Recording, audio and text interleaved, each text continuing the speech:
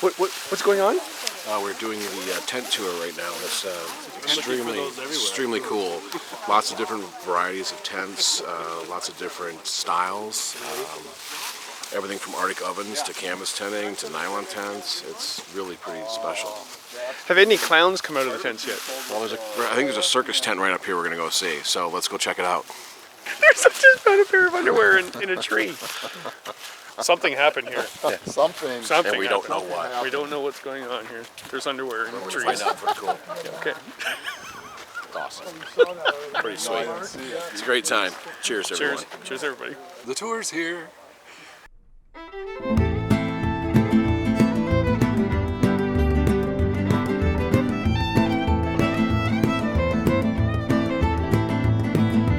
All day long on these waters, seeing what so many have seen. Was it fur, money, logs, or the lumber, or sacred place of plenty? Unnamed, unchanged, untamed, this land long remained.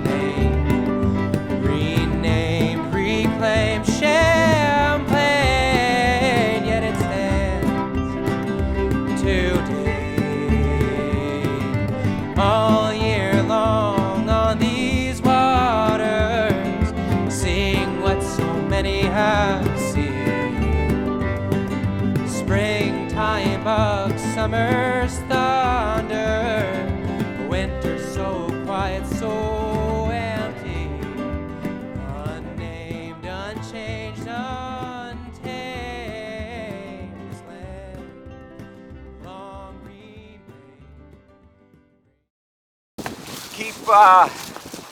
Keep to our schedule. We got 10 minutes left before I get in trouble. I want to know why he's in trouble. He has to be done at 5:15. Oh, it's a schedule. It is. And who's going to give him trouble for that? Me. Is there ever going to be a time where we're doing this tour of the tents and then someone's going to be asleep inside and we're going to wake them up? Somebody said something about someone being nude in a tent earlier, but I don't know what's Seriously? going on with that. I don't know. It was just hearsay, but that would be quite funny. Who are you? Where am I? What's going on? This is the Winter Camping Symposium, our 21st symposium here in Sturgeon Lake, Minnesota. That's all you got? You guys couldn't stop talking a minute ago, and I put the camera on. Why do you do this? I think we do it to pass on the knowledge and to make sure that people can get outside in the winter and not only be comfortable but have a lot of fun. Yeah. And there's a lot of people. How many people do you have here? We'll probably have 225 to 250 people. Yep, for the 4 days. And there's like workshops and... Yeah, we've got workshops where you're building an item. We've got hour-long classwork, varying subjects. We've got, right now there's an outdoor skills area that goes on all day long. So Thursday's an open session where we've got kind of teachers from all over the Midwest that'll come in and teach you all these skills, and all you have to do is show up. And Matt, do you have a better beard than Ryan, or? I don't know. We don't talk about that a lot. We just... Was that an odd question? Yeah. We don't talk. There's no beard jealousy here. What you'll find is that, Kevin, you're in the minority here when it comes to facial hair. I bet you could pull off like that 70s Selleck mustache. I think if you could grow one of those, I'm telling you right now. Don't tempt me. Yeah. Ask the girlfriend.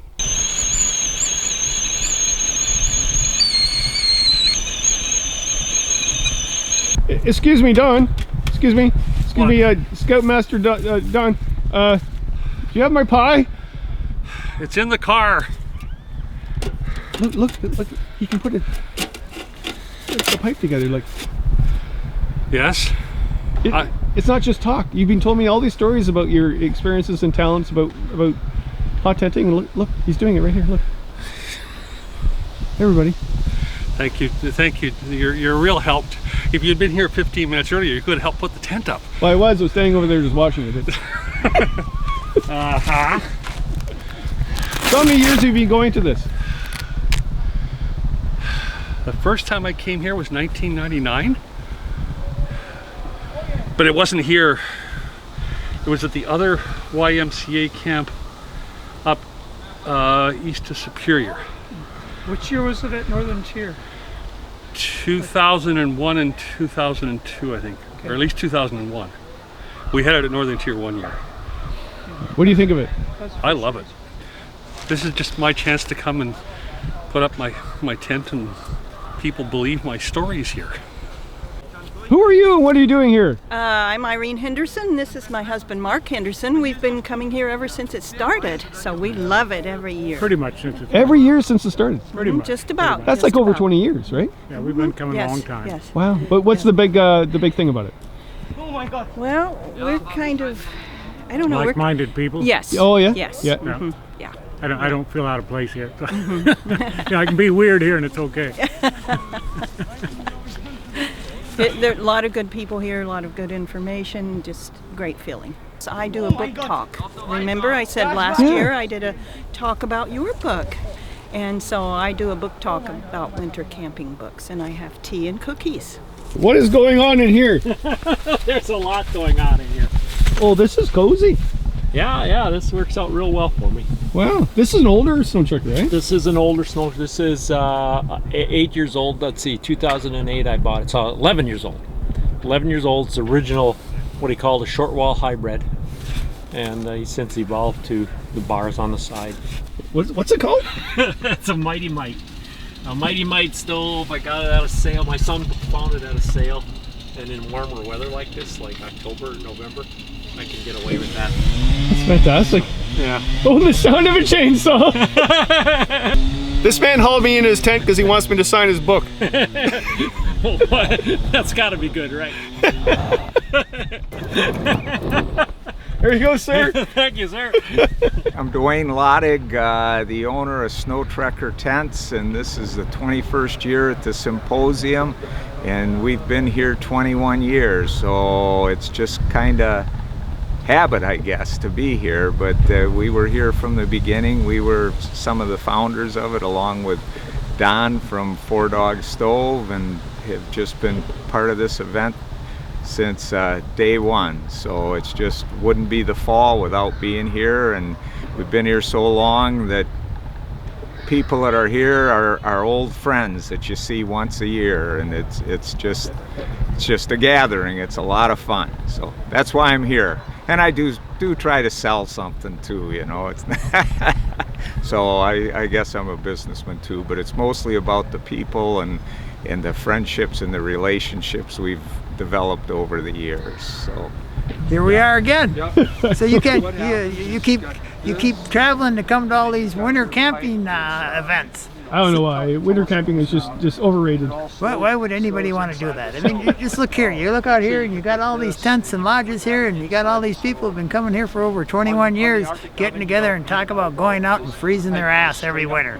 I mean, I think what happens is when they were younger, they played outside in the winter and they had frostbite on the brain cells. And so now they're numb and they don't realize how bad it really is, but they keep coming. the big thing that's changed about this event since the beginning is in the early days it was just a bunch of old guys that remembered the canvas tents from hunting days or whatever, and now we've got young families and kids here, and in the early days the idea of hot tent camping, you literally had to sell the concept of hot tent camping before anybody was even interested in looking at tents or anything, because they didn't understand it. And now it seems that hot tent camping is pretty much a known commodity. Even if people in the outdoor world aren't interested, they know there's this thing out there called hot tent camping. So that's the thing. The event brings in people from a lot farther range. A lot of people from Canada are down here yearly, and you know, multi-state regions. Takashi has been here 4 years in a row now from Japan. And now what's going on? You came all the way from Japan and you have to work through the entire symposium. Yes. How do you feel about that? Good. Very nice. Very fun. What is this? This is different. Yep, this Frost River campfire tent. Baker style, and we're working to get the end cover attached right now. And run a stove in here. Who are you? Scott Oath. And I have a company called Bull Moose Patrol, where I guide outdoor trips and teach outdoor skills and blog a lot about canoe camping, winter camping, bushcraft, and survival skills. So what do you think about this event? I love this event. I think this is my 15th year. I live in the Minneapolis area. I come up, it's a lot of fun, always a great time, a lot of great skill sharing, and this is regular on my calendar every year. You doing a workshop? I am. I'm talking about how to plan and lead an amazing outdoor winter trip, and talk about some outdoor leadership elements and planning and preparation. And something I put a lot of thought into because I've had plenty of mishaps, a lot of great trips, a few oopses here and there, and so something I try and think about what are the elements before a trip, during a trip, after a trip to make it a great experience. And it's just a great sense of satisfaction taking people out and introducing them to something new. What were you saying? You can buy stuff here. Yeah, so we were talking about our vendor row here, and we have a lot of our vendors here, and they don't send salespeople. They're actually the people that make the gear, and you've got an opportunity to meet the person that's making the tent that you're going to stay in all winter. And I think that's a unique opportunity, probably only found a few places, and one here is at the Winter Camping Symposium. My name is Gail Anderson. My company is Primitive Spirit. I'm from northern Wisconsin. I do historical reenactments, but today I'm at the Winter Camping Symposium in Sturgeon Lake, Minnesota. And you've got garments behind you. Yes, I do. I do a lot of sewing of wool material for wool shirts. I make wool hats, wool mittens, wool socks, anything wool related keeps you nice and warm. Did you make wool underwear? That I don't. I haven't made wool underwear yet, but I can maybe. Carving a spoon with a spoon knife. So I'm gouging it out so that you can get a little bit of the recess. Get your soup in your mouth without it falling on the floor. Nicholas Gordon, and I'm from Kenosha, Wisconsin. What happened? There was a good reason why you're late. Yeah, I almost didn't make the symposium. My wife's pregnant. Baby's due in December, and we thought for a minute the baby was going to come this weekend. So I was about to cancel, and in the last 24 hours we decided that we're going to go ahead and try to run with it. So I made the 9-hour drive, got here at 5 a.m., slept in my car for the first time. I actually had my bed made, I was ready to go. Got here, found some friends that shared some bacon and eggs, and I'm ready to go. I'm a little wiry on the 5-hour energy, but so what are you presenting on? I'll be presenting on the Mississippi River trip I did with Lure of the North, and talking about the gear that we used out there. We were trying to embrace some of the traditional gear, so canvas, leather, wool, things like that. So I've got a bunch of gear I'll be bringing in to talk about. Very nervous, very excited, but yeah, I'm looking forward to it. Oh man, these people are dedicated. I'm telling you, very dedicated. Or there's another word for that, but dedication I'm using right now. You're still here. I'm still here. It's 2:30 in the morning, and yeah, I'm going to be here till next month. You seem a little frustrated. No, I'm happy. This is a great experience to come up here and be completely annihilated by some nylon and wool, or nylon and wood. Who's the instructor for this? I haven't seen him around anywhere. He must not very good if he can't even get people to, tie simple knots. No, I don't know this man behind me. I got to give him credit. He's an amazing instructor because he's been here since 7 in the morning with these people, frustrated as hell, and he's still here with them. Yeah, you look a little burnt out though. Hey, I'm gonna watch a great presentation with yeah, and then go over to the beer truck. Okay, like really, aren't you exhausted? Like really? I'm having a great time. No, you haven't stopped. But that's hey, I'm almost 65. If I stop, I might start realizing that I'm getting old, and I don't want to do that. So this one needed to go under. Okay.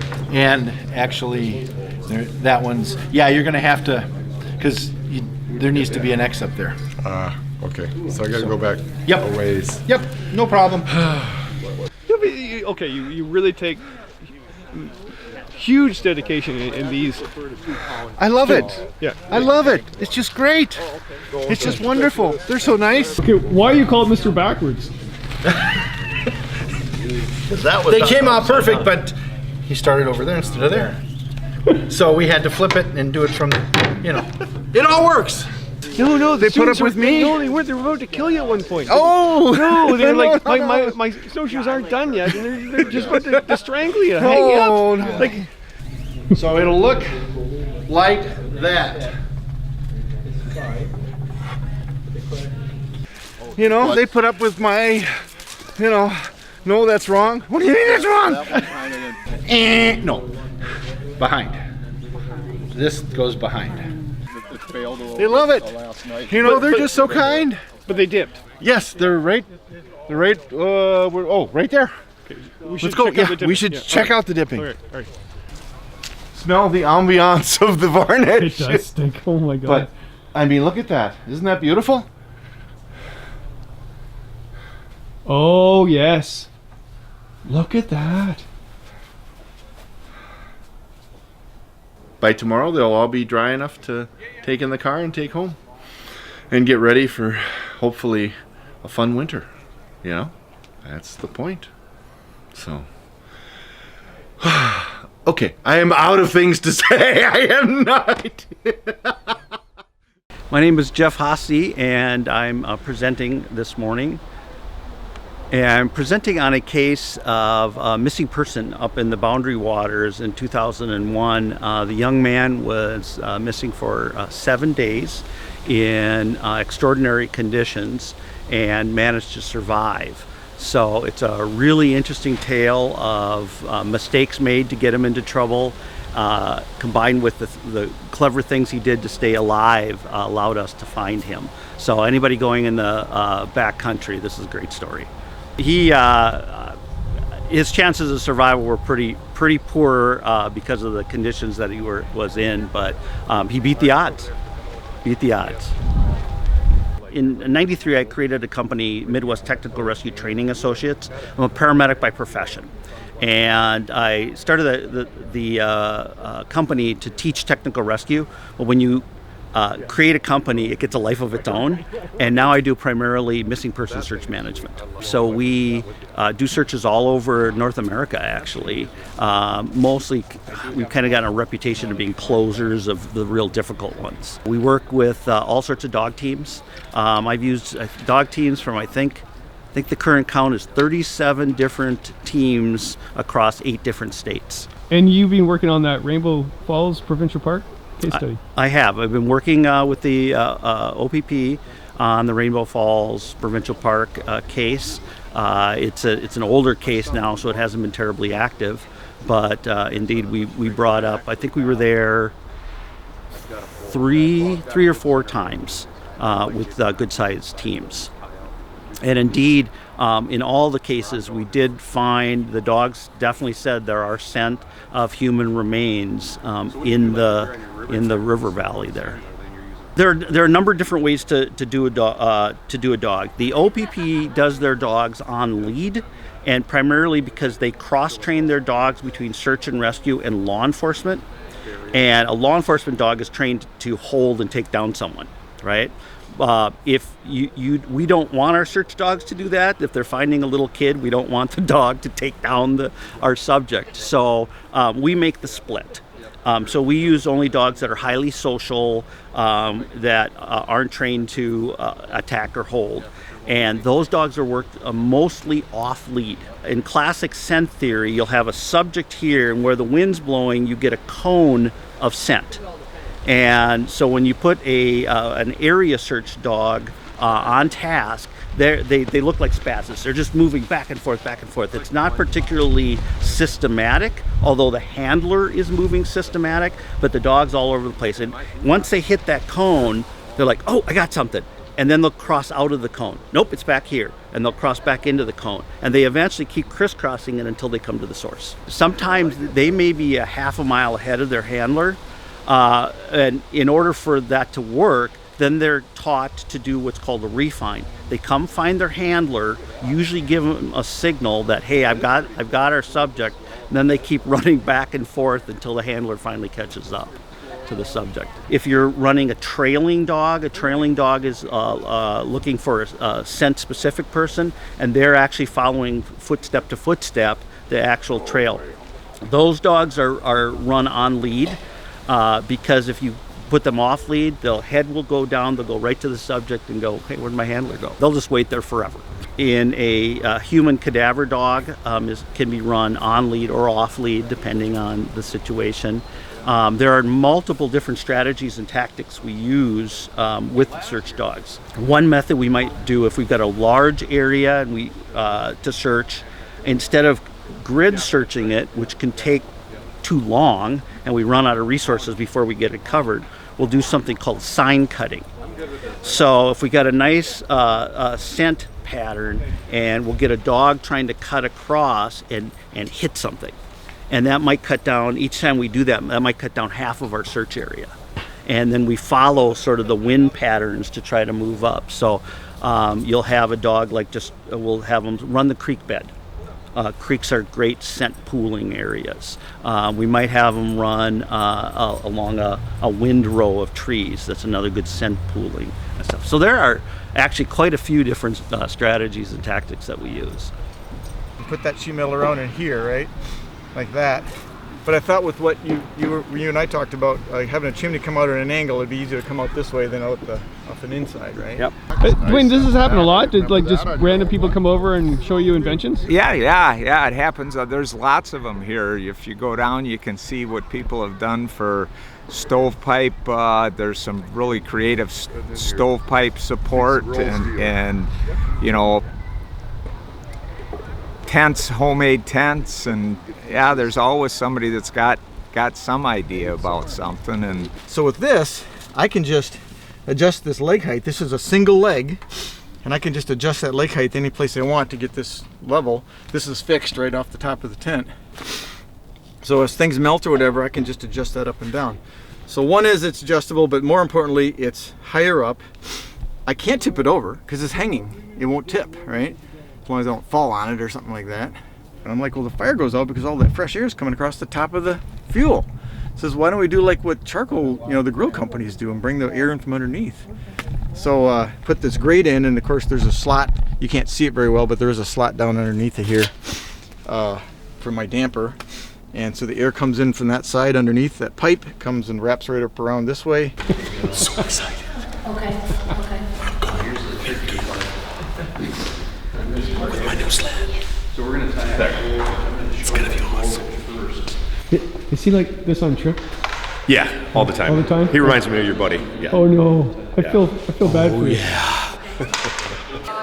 This poor gentleman just watched the compilation of I put together of Speedo Man on YouTube, and what did you say? It inspired me to get a Speedo. I'm so sorry. I'm so sorry. I'm John Van Berger with The Outdoor Kind, and we are actually on the edge of a lake at the Winter Camping Symposium, the Minnesota Winter Camping Symposium, and it is awesome. We are talking about safety, naturally, and talk about putting together a perfect 4-season oh shit emergency kit.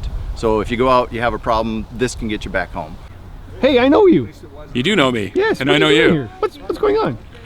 Well, here we are at the Winter Camping Symposium, and much like Frostbite, but down south. What's Frostbite? What are you talking about? Frostbite. Are you Canadian A? I am Canadian A, and Frostbite is the Canadian version of this in a way. It's a weekend event in Alberta, and last year you were our keynote speaker. Well, that's cool, but what's even more disturbing is what happened to your face. Well, I had to shave. Brian drove me here all the way from Edmonton, and I flew to Edmonton, and he drove, and he even stopped at Timmy's twice. So I got a new job as a fire inspector, so I had to shave, be clean shaven. It takes 10 years off my face, apparently. Yeah, but you survived the winters in Western Canada, like without a beard, like that's. I'm gonna have to probably start wearing buffs now. What did you just say to me? Kevin, you know what they call people without beards? No. Women and children.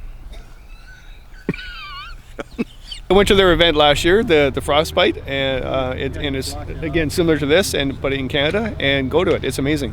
I don't have a beard, so I can't say nothing. We do fine. We do all right. It is amazing, actually. It's actually very family oriented. Very it's a mixture. It's like a salad tossing of people, and it's I think one of the best symposiums ever. So, and I'm not just saying that because you're beside me. Thank you. Thank you very much. Well, how's the day going? Hello. It's going very well. It's good. Yeah, we got sunshine going, a little bit of a breeze. Yeah. But I got fire going, coffee perking. It's cozy in there. This is a campfire tent. It's Baker style. We got the end cover going in the front, and it's got a smoke hole, so we can run the wood stove inside. It's adaptable. Right now I have one of the side panels rolled out, and it's our display tent. But once it's time to seal it up, we can roll the side panel back in, get everything tied together, and it makes for a cozy habitat. He seems to be a very calm man. He must spend time in the wilderness. I do, and I'm better off when I am. You're calmer. Yep, when you're in the wilderness. Calmer when I'm in the wilderness. Lord, calmer when I come back. I don't think I could see you so calm. I'm very calm. I can all tell. the time. Yes. Squirrel. This is a prototype tarp that I was messing with the day before coming up here. One side is longer than the other, which is something I typically don't do, but I just wanted to, what better to try it out than here. Hi, Kevin. A little trick for tent stakes. You're putting them in by hand. They last a lot longer than if you use a hammer. Hammer them into a tree root. It's a one-time operation because you usually can't get them out. So you saw me press it in by hand. When it gets difficult to do it, take another stake across your palm, put that on the head of the stake, and it allows you to push it down without jamming the nerve on the bottom of your hand. Another little trick I like to do is I go around the tent stake a second time to help keep it on the stake, or even a second or a third. And once again, it's the trucker's hitch. So once we get it through,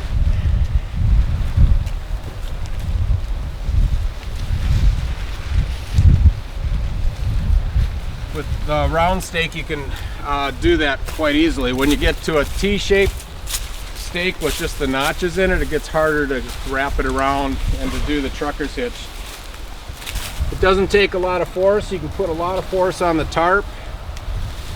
Then you do that quick release. You just pinch right where you've gone through the loop, go over the anchor rope, and pull a half loop through.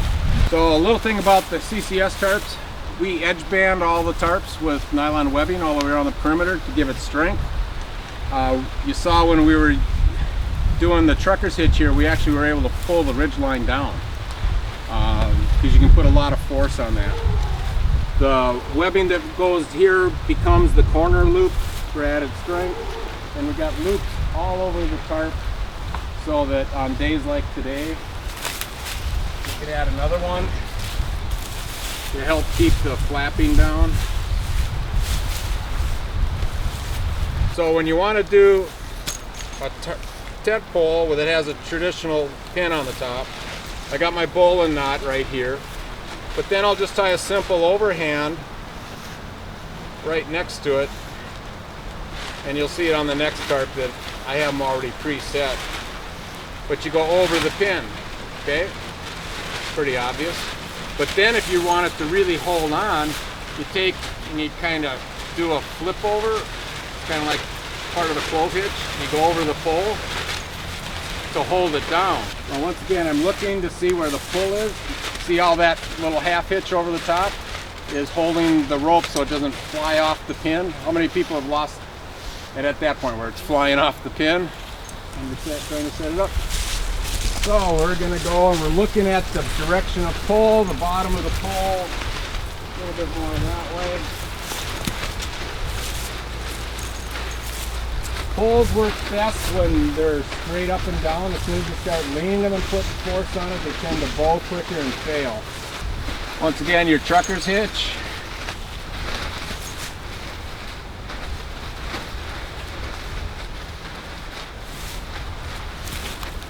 What do you think? You guys want to get under the tarp there so you can get all the wind, or are you guys doing good?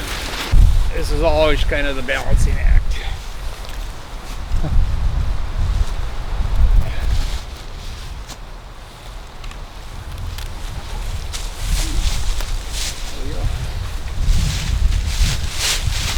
So then if you go around the tree again,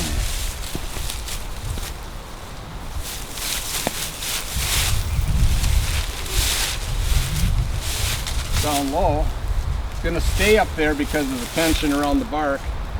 And I just do a quick release half hitch here. You put your hand underneath, this is the ridge line, this is the rope around the tree. You go over your hand, over the rope that's your ridge line, come around and bring it through where your fingers are towards your wrist. And it makes a slip knot that you can tighten up right to the tree. But the advantage is you can grab that and untie it quickly. We're gonna go around the tree, we're gonna make a trucker's hitch on this side. So, taking your thumb towards your anchor point on the ridge line, you roll it across to the top, you pull the rope that's going to your anchor through that loop, and it makes a fixed loop. If it collapses on your finger, you did it backwards and it's not going to work. So take the knot out, take the rope that went around your anchor, go through that loop, and you can then use that kind of as a pulley to tighten your rope. When you got it tight, pinch it right there and just do a quick release knot there.